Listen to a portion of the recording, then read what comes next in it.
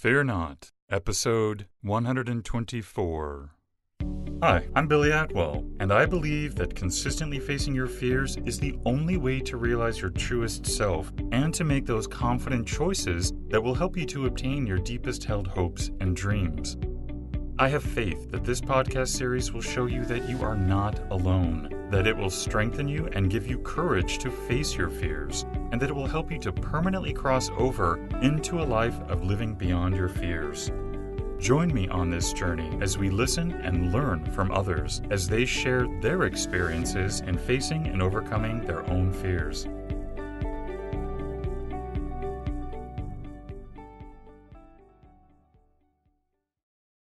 Hello, everybody. Today, you and I are going to be joined by Emily Esmith.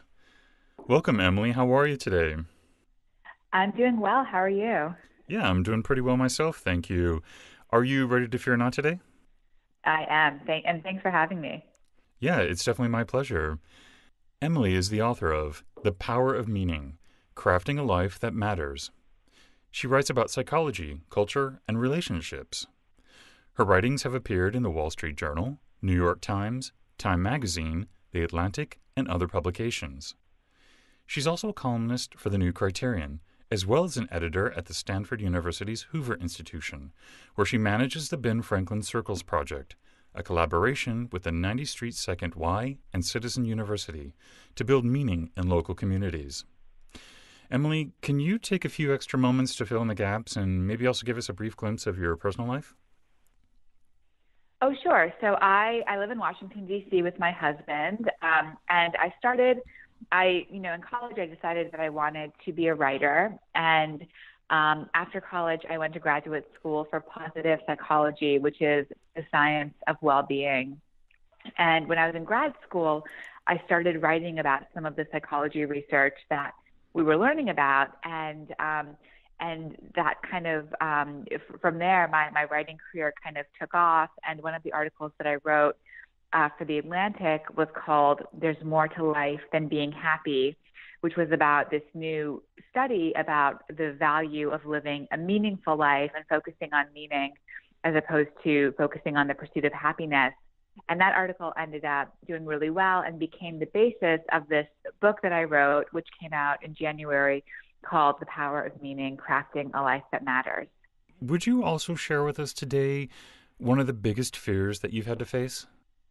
Absolutely. I think part of the reason why I was drawn to this topic of meaning and why I wrote a book about it is because one of my biggest fears is not living a meaningful life, just kind of, going through the motions of day-to-day existence, pursuing the wrong things, being obsessed with the wrong things, and then waking up one day, towards the end of my life and realizing, oh my gosh, I didn't live the way that I should have led my life.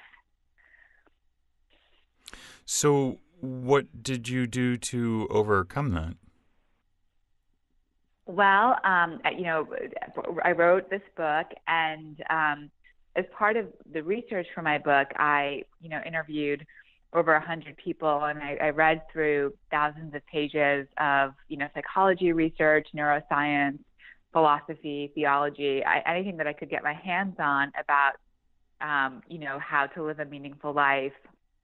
And I learned from that wisdom and from the interviews of the people that I did, and I learned from their stories. And I tried to figure out what the building blocks of a meaningful life are so that I could build them in my own life and remember, anytime I started getting off track and pursuing things that were less important, to remind myself that no, these things are actually what make life meaningful.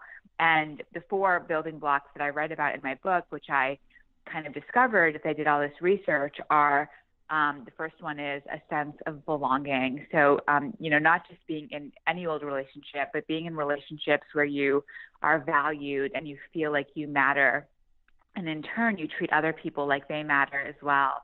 The second one is purpose, which is about having something worthwhile to do with your time. So it's, a goal that involves contributing to the world in some way.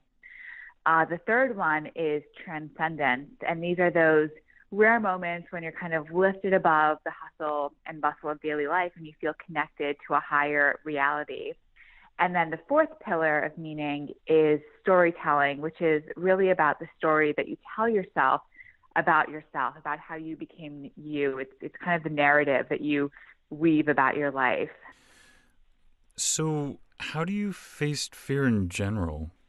Well, I think one of the things that I've had to do recently, a lot of that kind of that dovetailed with the release of my book, is public speaking, and I think public speaking is the most feared thing among Americans. It's like, I think, higher than fear of death and fear of spiders and things like this. So, and I was in a similar position. I thought it was a very frightening, anxiety-inducing prospect.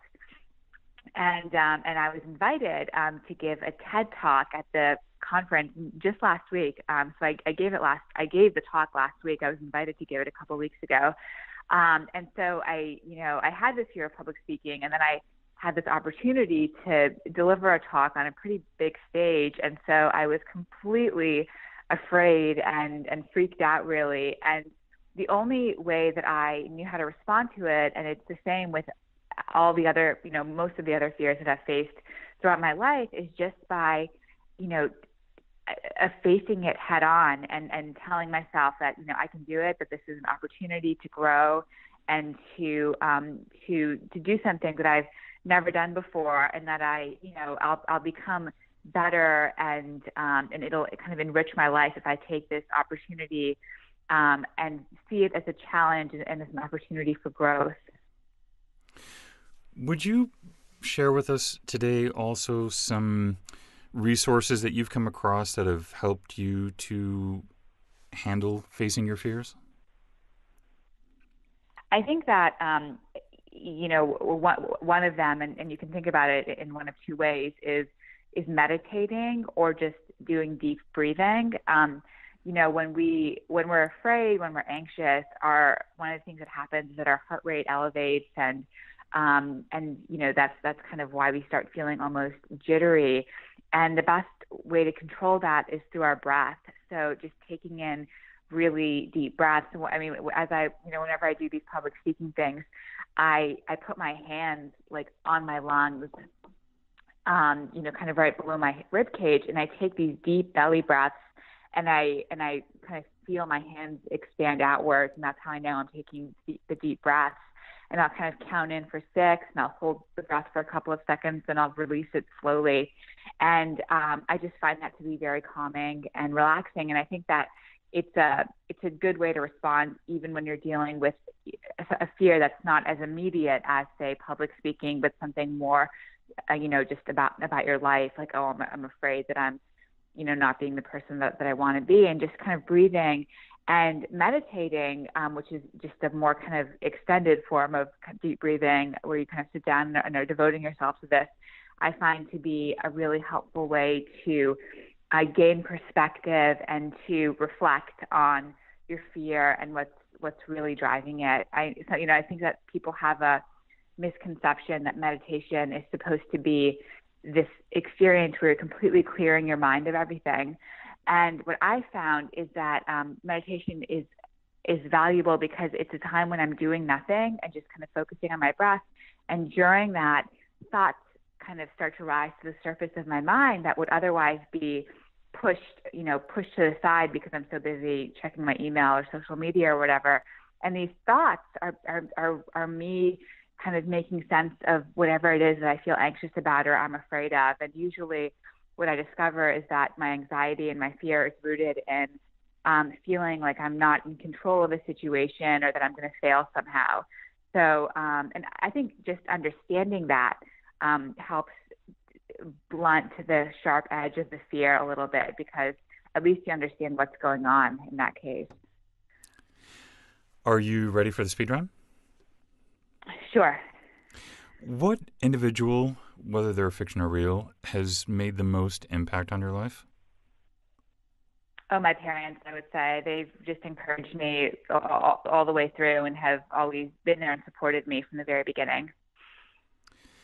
If you could instantly change one thing in the world, what would you change? World peace, I guess. Diminish violence and suffering and hatred. What's your biggest weakness? I alluded to it earlier. I'm a little bit of a control freak. What's your biggest strength? I think I'm good at relationships, kindness, and love. If you could only have one book to read, what's that book going to be?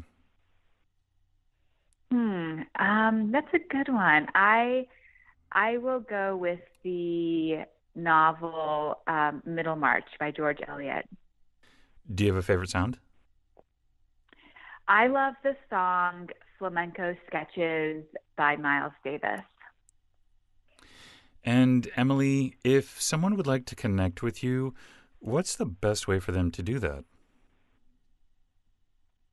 I would recommend that they go to my website, which is my full name, EmilyEsfahanysmith.com. And through my website, there's a little place where you can find me on Twitter and Facebook, and where you can write to me. If you fill out a form, it'll go straight to my email inbox, and I always love hearing from people. So it's not going into some void. It's really coming to me, and I try to respond to everyone I hear from. So it's my name, EmilyEsfahanismith.com.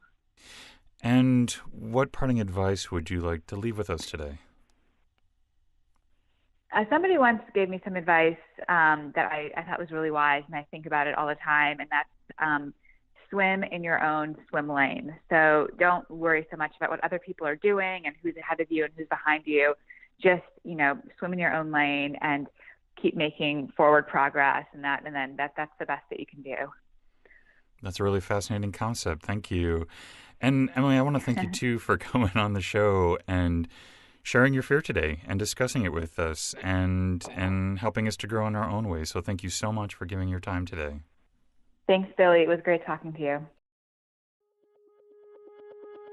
Thank you for joining me today. And remember, you cannot achieve everything, but you do have the God-given ability to achieve anything. So stay focused, out of fear, and keep on keeping on. Until next time, be well and peaceful. For more information on today's episode and guest, or for resources that will assist you in overcoming your fears, visit livingbeyondyourfears.com. And don't forget to subscribe to this podcast, where 3 times a week we move to a life beyond our fears.